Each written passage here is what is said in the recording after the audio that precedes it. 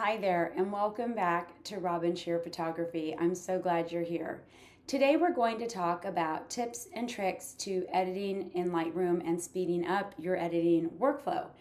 I will start today with this particular image, which is Sook, straight out of camera. And one of my very first tips is to have a preset ready to go. This is my basic preset that I will put on my images when I load them into Lightroom. So right away, you can see that her skin tone is not correct. So from this point, I will grab a mid-tone gray or white with my eyedropper to correct the white balance. So from here, you can see she's way too magenta. So I will bring that down and I will warm her up a little bit more and I will bring up the exposure. And so what I'm aiming for is a creamy skin tone. So from this place, I will grab the eyedropper and I will judge her skin tone. So her skin tone should be 75, 65, 55. So she's a few dots off, a few points off. So I will warm her up again and I will bring up the exposure again. And from here, I will use the eyedropper. The other number she can be is 85, 78, 68. So she is almost right on the money here. So that's what I'm looking for. Now, if you want to review skin tones, I do have another video and it goes into depth about your RGB numbers when you use the eyedropper. It'll guide you in learning how to estimate a creamy skin tone so that you can start to eyeball it. But I still use my numbers quite a bit to confirm that the skin tone is exactly where I want it.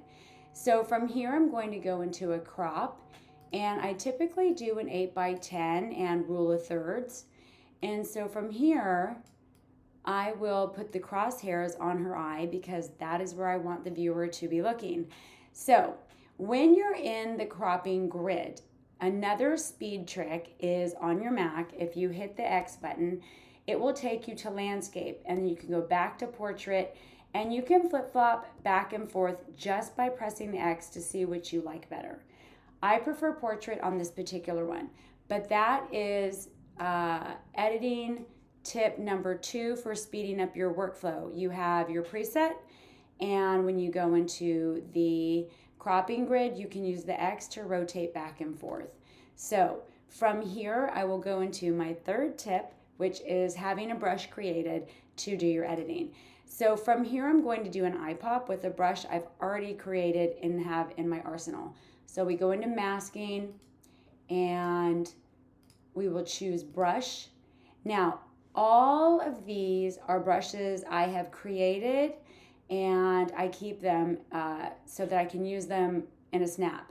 So one of the ones I use quite often is the Sharp Eyes, and I will pop that on. And that is a hair too bright. So what I'll do is go to exposure. And another trick is to use your arrows. I'll just use my down arrow one, and I like that better. So it's just more accurate and quicker than using the slider. So now I've done her eyes. Now I will grab the brush for smoothing her skin tone. Smoothing her skin. So I already have the brush made, and I'm just going to move that over her skin for a very gentle edit on the skin. And I will zoom out and I'll grab that same brush and just match the arm here. So the other thing you could do to finish up this image is if you wanted to use your healing tool and take out little bits of hair here and there, if you wanted to get super particular. However, I won't because I was more doing this video to give you tips and tricks for speeding up your workflow. So number 1, have a preset ready. You can buy one or you can buy one and tweak it to make it your own. That's kind of what I've done. Number 2, when you do the cropping and you're in the grid, you can use the X to flip-flop back and forth. And number 3, create brushes. I urge you to create brushes that you use often. Have them in your toolbox so that they're always ready to go. That way you don't have to create it every single time. And we didn't do syncing. So let's do the syncing. So if I wanted these images to be the same white balance and exposure as this image, I would hit my shift button and click it. That grabs all of them. And I hit the sync button. Now you can check all. However, I do not use or keep the healing and masking when I am syncing, because you can't be 100% sure that the healing and the masking is going to be exactly where you want it on the other images. So I recommend doing everything but that. So when you sync it, now all these 4 images are your exposure and temperature and crop that you would like. So that is my last tip for today. So anyways, again, if you want to look at creating brushes or looking at how to get accurate skin tones, I have other videos on that. Check them out. Subscribe. I would love to have you back.